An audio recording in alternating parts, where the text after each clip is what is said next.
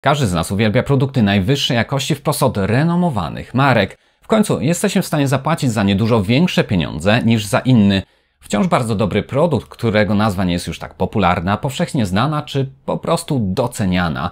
Owszem, marketing potrafi działać cuda, przez co produkty właśnie Thermal Grizzly są wyznacznikiem jakości, ale jak się okazuje, dosyć niesłusznie. Dzisiaj zobaczycie produkty, które są nie tylko tańsze, ale jednocześnie wydajniejsze i przekonacie się również, że konkretne pasty sprawują się lepiej na, nazwijmy to, chłodniejszych procesorach, inne z kolei na tych cieplejszych. Będzie więc naprawdę bardzo ciekawie. Z tej strony Paweł, a Ty oglądasz kanał Techmaniak HD. Usiądź wygodnie i zapraszam na materiał. Ten materiał obejrzysz dzięki wsparciu platformy GVG Mall. Jest to ogromny sklep specjalizujący się w kluczach do gier na PC, Xbox, PlayStation czy nawet Google Play. Zdobędziesz tu praktycznie wszystko, od kart podarunkowych do Steama po oprogramowanie pokroju Office'a czy Windowsa. Przestań przepłacać i już teraz odwiedź stronę. Link oraz kod zniżkowy na 20% odnajdziesz pod filmem w opisie. Do stworzenia tego materiału zainspirowało mnie odkrycie, którego dokonałem w trakcie niedawno recenzowanego chłodzenia Ayo. Okazało się bowiem, że taka niby zwykła, preaplikowana przez producenta pasta jest lepsza niż jakże popularny i napompowany hypem produkt Thermal Grizzly Cryonaut. U niejednego wzbudziłoby to konsternację, no bo że niby jak? Nie miałoby to przecież większego sensu i zapewne wkradł się tu jakiś błąd. Aczkolwiek wentylatory były te same, z ustawioną tą samą prędkością obrotową. To samo dotyczy pompy, lokalizacja pozostała niezmieniona, temperatura otoczenia również była monitorowana i utrzymywana. Nawet program testujący pozostał w tej samej wersji, z tymi samymi opcjami zaznaczonymi. Można tak wymieniać bez liku. Wersja BIOSu niezmieniona, a wentylatory czyste, piękne i odkurzone. Jakby tego było mało, to sprawdziłem także ilość zasysanej energii przez procesor i wciąż wyniki uzyskiwane na paście Thermal Grizzly Cryonaut były słabsze niż na tym czymś, co nakleił producent chłodzenia. Interesujące, prawda? Niemniej w tamtym materiale nie chciałem rzucać fake newsów, nim tematu dokładnie nie przeanalizuję i nie wybadam, co jest tego przyczyną. W końcu oprócz tych wszystkich wymienionych czynników pozostają jeszcze chociażby takie jak system mocowania bloku. Wiadomo, że im lepszy, mocniejszy docisk do procesora, to i temperatury potrafią być inne.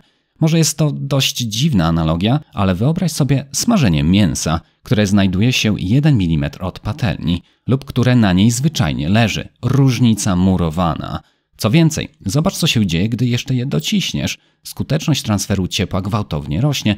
Dokładnie tak samo jest z chłodzeniem na procesorze. Element montażowy może przecież się wygiąć, odkształcić czy po prostu nie przylegać już tak jak wcześniej. Zwłaszcza w konstrukcjach, w których na tyle zastosowano miękką, odkształcającą się gąbkę. Całe szczęście mocowanie testowanego chłodzenia Deepcool zabezpieczone już jest nie odciskającą się gąbką, lecz plastikiem, a elementy metalowe są na tyle sztywne, że absolutnie nie ma mowy o jakimkolwiek wygięciu. Tak więc i tutaj winy się nie dopatrzymy. Dlatego też zacząłem w tym temacie kopać i uwierzcie mi, wcale nie trzeba było kopać głęboko. W sieci znajdziecie sporo tematów założonych przez osoby, które były rozczarowane z jakości produktu od Thermal Grizzly, bowiem na innych i teoretycznie słabszych pastach odnotowywali oni niższe temperatury. Oczywiście w pewnej części można to zrzucić na błąd pomiaru, czy niefachowość użytkownika, ale akcja dopiero się rozkręca, gdy zaczniemy przeglądać fora, w których użytkownicy przestrzegają przed podrabianymi pastami Thermal Grizzly Cryonaut. Im dalej w las, tym więcej drzew. Fora są zalewane rozczarowanymi użytkownikami i informacjami o powszechnie dostępnych podróbkach. Teraz pytanie, jak wielu z Was o tym wiedziało? Na YouTube niby jest wszystko, więc jakim cudem nie wpadłem jeszcze na filmik opisujący zagadnienie podrabianych past termoprzewodzących? Czyżby stał za tym fakt, że marka Thermal Grizzly tak mocno inwestuje w marketing i sponsoring? Wiecie, ja tak tylko głośno myślę i żebyśmy tutaj mieli jasność, absolutnie nic nikomu nie zarzucam, bo to nie o to chodzi w tym filmie. Jedynie zastanawiam się nad tym, jak to jest, że tak wielu pojedynczych, boga ducha winnych użytkowników padło na te podróbki, a profesjonalne źródła nie kwapią się, aby poinformować o tym fakcie, czy w jakikolwiek sposób wyjaśnić zaistniałą sytuację. Przecież obowiązkiem mediów jest to, aby ostrzec swoich, jakby nie było danych widzów, słuchaczy czy czytelników. Fajnie, że chociaż malezyjski facebookowy profil Thermal Grizzly ostrzega o podróbkach, które zalały sklep o nazwie Shopee.com. Chwała im za to, chociaż domyślam się, że niewielu z Was śledzi malezyjską stronę TG. I uwierzcie mi, absolutnie nie zamierzam wprowadzać tutaj negatywnego myślenia i ostatnie co chcę to, aby komuś żyłka pękła. Dla wielu marka Thermal Grizzly to wręcz niepodważalna świętość i jak najbardziej to szanuję. Aczkolwiek skoro nie jestem związany kontraktem z jakimkolwiek producentem pas termoprzewodzących, to zdecydowałem się na realizację tego materiału. Swoich widzów darzył ogromnym szacunkiem i nie zamierzam ukrywać tego, co odkryłem. Tak więc do rzeczy. W tej sprawie skontaktowałem się z oficjalnym przedstawicielstwem Thermal Grizzly. Najpierw otrzymałem odpowiedź, że mogła mi się trafić sztuka ze złej partii. Coś im w fabryce nie poszło i przez pewien czas do strzykawek pchali gorszy produkt. Niby został on później wycofany, no ale wiecie, ile osób go kupiło i czy może ja byłem w ich gronie, to kto wie.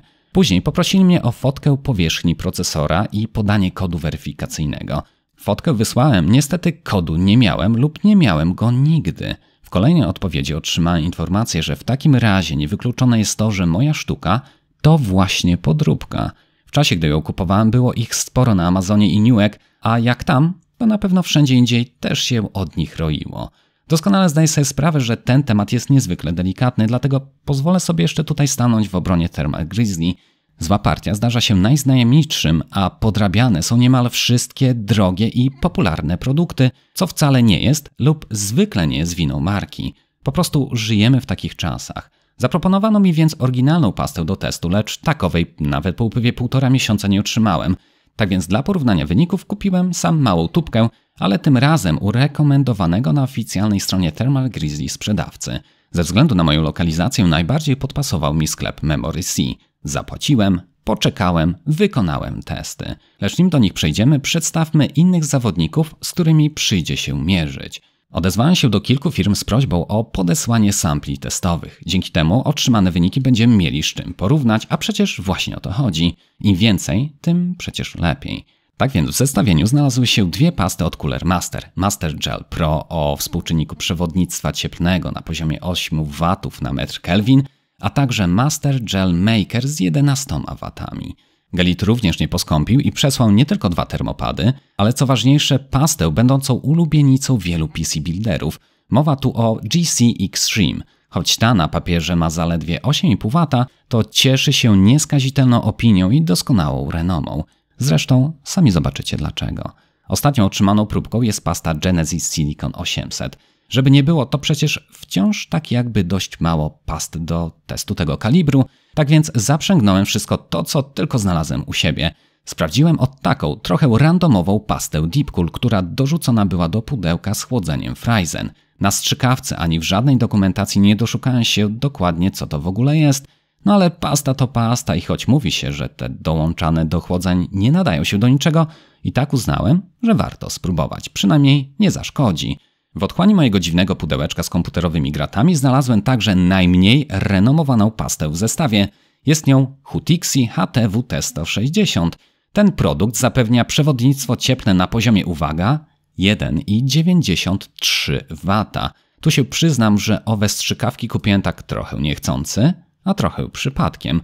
W aukcji było napisane silikon, a że swego czasu przygotowywałem materiał o doklejaniu radiatorków do sekcji VRM płyty głównej, podświadomie uznałem, że tenże produkt posłuży mi jako termoprzewodzący klej. Niestety nie doczytałem, że wcale nie jest to adhesive, a po prostu trzeciorzędna maź na procesor. Blisko 2 lata strzykawki przyleżały więc w pudełku, bowiem nigdy nie odważyłem się użyć ich zawartości na procesorze. Obawiałem się konsekwencji takiego czynu. No ale tutaj w imię nauki postanowiłem zaryzykować. Czas najwyższy przejść do wyników. W ramach szybkiej klaryfikacji jeszcze dodam, że wyniki widziane tu na czerwono przedstawiają ustabilizowaną temperaturę przy zablokowaniu wentylatorów na 550 obrotów na minutę. Tak się składa, że testowany tu Ryzen 5 3600X nawet pod pełnym obciążeniem konsumował zaledwie 83 do 84 W energii. Tym samym 360 mm chłodnica wraz ze swoimi 3, nawet tak nisko ustawionymi, bezramkowymi wentylatorami dawała radę schłodzić tenże procesor. No i jakie wnioski Wam się tu nasuwają? Ja mam kilka swoich przemyśleń i pozwólcie, że zacznę od dołu. Tak jak już wspominałem, Gelit oprócz pudełeczka z pastą wysłał mi także termopady. No i bardzo dobrze, że je sprawdziłem, bowiem ze względu na ich teoretycznie wysoką przewodność cieplną niektórzy rozważają położenie takich padów pomiędzy procesor a chłodzenie właśnie. Niemniej musicie pamiętać o tym, że w transferze ciepła kluczem jest dystans. Zresztą działa tu dokładnie ta sama zasada, o której wspominałem przy okazji patelni. czy nawet, no wiecie, mocowania chłodzenia. Im bliżej, tym lepiej. Pasta termoprzewodząca ma tylko wypełniać mikronierówności, bowiem żadna powierzchnia nie jest przecież idealnie płaska. Jeden pad ma przewodność na poziomie 12, drugi 15 W, ale obydwa mają 0,5 mm grubości. To wcale nie jest mało. W porównaniu do dobrze ściśniętej pasty jest to ogromna odległość, która mocno działa na niekorzyść, co zresztą widać w otrzymanych rezultatach. No ale przecież termopady i tak nie są stworzone dla procesorów. Owszem, daje się je wszędzie tam, gdzie potrzebujesz przetransferować energię cieplną, ale na określoną odległość czy też grubość. Są one najczęściej używane w modułach pamięci kart graficznych, kontrolerach czy MOSFETach. Tak więc, choć ta wartość 12 czy nawet 15 W wygląda kusząco, to naprawdę stanowczo odradzam stosowanie termopadów pomiędzy procesor a jego chłodzenie. Trzecie od dołu jest to szczęsne czy nieszczęsne Hutixi. Zawartość trochę zaschła w tubce, po czym stosunkowo rzadka maź wystrzeliła na procesor. Dobrze, że nie na płytę główną, bo by było sprzątania. Jest to wodnisty silikon, który naprawdę źle i nierówno rozprowadza się po powierzchni IHS. Co prawda wiele się po nim nie spodziewałem, ale w połączeniu z takim procesorem, jak widać, awaria nam nie grozi. Kolejno Thermal Grizzly Cryonaut. Wygląda na to, że miałem jednak dobre przeczucie co do podróby, czy też jeśli kto woli, i żeby nie było tak negatywnie, nazwijmy ją w cudzysłowie partią wadliwą. W końcu sami zobaczcie, nie jest ona aż taka zła i notuje nawet odrobinę lepszy wynik od pasty Hutixi, która kosztowała mnie 3 zł. Idąc wyżej, to naprawdę nie wiem, co mam myśleć o Cryonacie zakupionym w sklepie Memory Z. Wyniki uzyskane są, owszem, zauważalnie lepsze, ale naprawdę nie tego oczekiwałem. Miałem nadzieję, że kupując pastę z rekomendowanej strony odzyskam wiarę w Thermal Grizzly i zgodnie z moimi oczekiwaniami znajdzie się ona na szczycie tego wykresu i wszyscy będziemy wspólnie pić, śpiewać i tańczyć. No ale od taki klops i zderzenie z rzeczywistością. Master Gel Pro kosztuje dużo mniej, a jak widać zapewnia identyczną skuteczność transferowania energii cieplnej. Geli GC Extreme ma również wielu oddanych fanów na całym świecie. Marka ta nie jest tak oklepana jak słynne Thermal Grizzly, ale dzięki temu produkt jest tańszy i jak widać w tym teście wypadł odrobinę lepiej. Za to przyznam, że randomowa pasta od Deepcool była dla mnie ogromnym zaskoczeniem. Wielka szkoda, że przez te testy cała zawartość tubki mi się już skończyła. No ale przejdźmy dalej do pary dumnie siedzącej na szczycie tabeli. Genesis Silicon 800 i Master Gel Maker. Obydwie pasty idą łeb w łeb pod względem osiągniętych tu temperatur, ale w rzeczywistości różnią się od siebie właściwościami fizycznymi i to dość znacząco. Produkt Genesis jest stosunkowo rzadki, absolutnie niepłynny jak miało to miejsce w Hutixi, ale po prostu rzadki, taki dający się łatwo nałożyć i rozprowadzić przy pomocy dołączonej szpachelki. Z kolei Master Gel Maker okazał się najbardziej gęstym ze wszystkich testowanych tu dziś produktów. Dość ciężko wychodził z tubki i musiałem mocno dociskać szpachlę, aby rozciągnąć go po powierzchni IHS. Chociaż jak to się mówi, każdy kij ma dwa końce. Genesis może i łatwo się nakłada, ale ze względu na swą niską gęstość trudniej później oczyścić z niego powierzchnię procesora, gdzie produkt Cooler Master wręcz ślicznie schodził warstwami, dzięki czemu czyszczenie po nim Ryzenka zajmowało dosłownie kilka sekund. No dobrze, miło dowiedzieć się tego, które pasty zapewniają najniższe temperatury, ale żyjemy w świecie, gdzie wszystko kosztuje. Więc opracowałem dla Was kolejną tabelę, do której sprowadziłem temperatury, jak i cenę w przeliczeniu za 1 gram produktu. Oczywiście zrezygnowałem tutaj z umieszczenia podrobionego Cryonata i termopadów, bowiem te były tylko ciekawostką. Hutixi na pewno wygrywa pod względem ceny do wydajności, choć ładnie posegregowane linki do każdej z past znajdziecie w opisie poniżej, to jeszcze wstrzymajcie się z jej zakupem. Hutixi nie wypada tu wcale źle, ale nie mam pewności, jak ten silikon będzie zachowywał się po dłuższym okresie czasu. Mój znajomy zaryzykował i wysmarował nią procesor w swoim laptopie. Jeśli minęło kilka miesięcy od czasu publikacji tego materiału, to jak najbardziej możesz zapytać w komentarzach, czy ten jeszcze działa. Zresztą będzie taka informacja w przypiętym komentarzu. Aczkolwiek z takich normalnych past najlepiej wypada tutaj Master Gel Pro i oczywiście Genesis Silicon 800, ale myślę, że większość i tak wybrałaby tutaj produkt Genesis. Cena jej w końcu nie jest wiele wyższa, ale odwdzięcza się za to wysoką skutecznością. Mogłoby się więc wydawać, że temat zamknięty, jednak nic bardziej mylnego.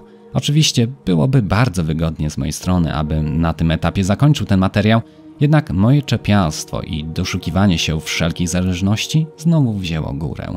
W końcu nic nigdy nie jest tak proste, jak mogłoby się powierzchownie wydawać. Co gdyby sprawdzić wszystkie te pasty w połączeniu z innym procesorem? Czy właściwości fizyczne tychże produktów ulegną zmianie, jeśli procesor Ryzen trzeciej generacji zastąpimy tym pierwszej generacji? Oczywiście chodzi tu o ilość wydzielanego ciepła przez te dwie jednostki. Model 3600X pod pełnym obciążeniem konsumuje zaledwie 84 W, z kolei model pierwszej generacji 1800X po dość agresywnym OC do 4 GHz bierze już 137 W. A jak dołożymy do tego SoC, to notujemy zawrotne 160. Jest to sporo ciepła, które jakoś trzeba przecież przekazać. W poprzednim teście widzieliście, że mając nowoczesny, energooszczędny procesor wcale nie trzeba wydawać majątku na pastę. Nawet ta Hutixi jakoś dawała radę i serio, jeśli nie musisz, to po prostu nie przepłacaj. No ale teraz wjeżdża slajd z pomiarami wykonanymi na tym bardzo gorącym procesorze. No i co tu widzimy? Coś się zmieniło, ale okej, średnio widać co, więc proszę, kolejny slajd. Tym razem niebieskie słupki dotyczą chłodniejszego, a czerwone cieplejszego procesora. 84 W kontra 160 W zasysanej energii na gnieździe AM4. Teraz to możemy sobie podyskutować. Po pierwsze, 3 słupki od dołu. To, że pomiar zakończy na 83 stopniach nie oznacza wcale, że tyle było utrzymywane. Niestety całą tą trójkę zaraz z wykresu odrzucimy, bowiem była to istna porażka. Owszem, te 83 stopnie Celsjusza to odnotowałem, ale jakieś 2, maksymalnie do 3 minut od rozpoczęcia stres testu. Komputer wieszał się na potęgę.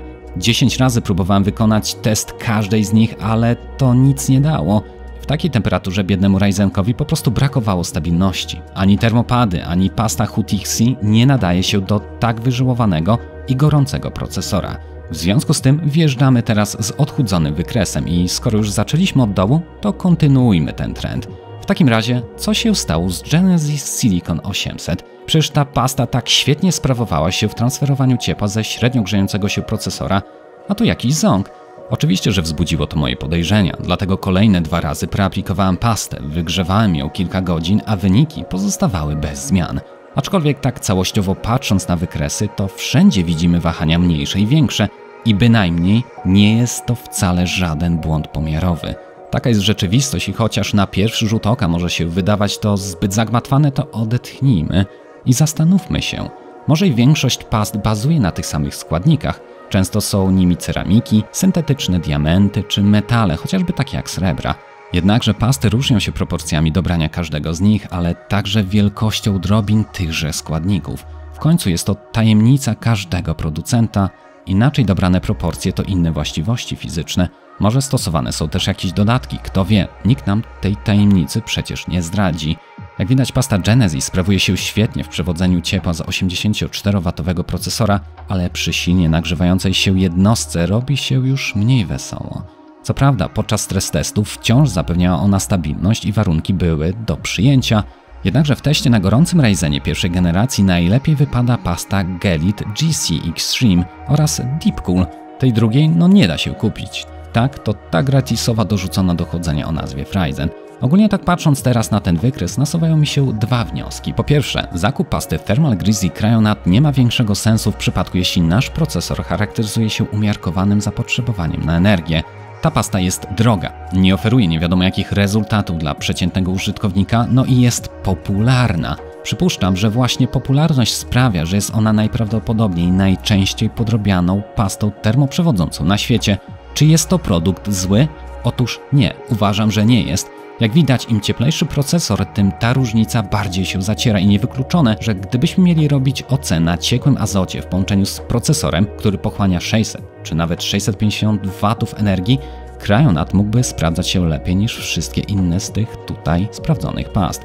Cryonaut jest produktem, który jasne, nadaje się jako tako do Intela i3 typowego Kowalskiego, ale raczej nie takie jest jego przeznaczenie i jeśli wrócimy do wykresu z pomiaru na 3600X widzimy, że jest wiele innych, lepszych i jednocześnie tańszych past. Dlatego ponownie nie przepłacajcie. Mam jeszcze dla Was kolejny, na szczęście ostatni już wykres, porównanie cen past do wydajności na Ryzenie 1800X. Przypuszczam, że jeszcze wielu z Was bazuje na procesorze o podobnym zapotrzebowaniu na energię, więc warto się nad nim pochylić. Przypominam, że Hutixi znajdujące się na dole to fail i komputer nie nadawał się na niej do użytku. Master Gel Pro okazuje się być najtańszym i bardzo sensownym produktem. Jest on niedrogi i zapewnia dobre rezultaty na obydwu testowanych procesorach. Chociaż co by nie było, to właśnie Gerrit GC Extreme w moim mniemaniu jest tutaj mistrzem i choć trochę bardziej nadaje się on do tych cieplejszych procesorów, to jednak zapewnia zbalansowaną skuteczność zarówno na średnio wymagających jednostkach, jak i na tych bardziej wyżyłowanych. Jakie są Twoje przemyślenia w temacie podrabianych past i wybrakowanych partii? Czy to, czego się dzisiaj dowiedziałeś, zmieniło Twój pogląd? Jeśli tak, to jak bardzo? Jeśli doceniasz tutaj opracowaną treść, to proszę o łapkę w górę. No i jak zawsze zachęcam do subskrybowania i włączenia dzwoneczka. Do zobaczenia i do usłyszenia.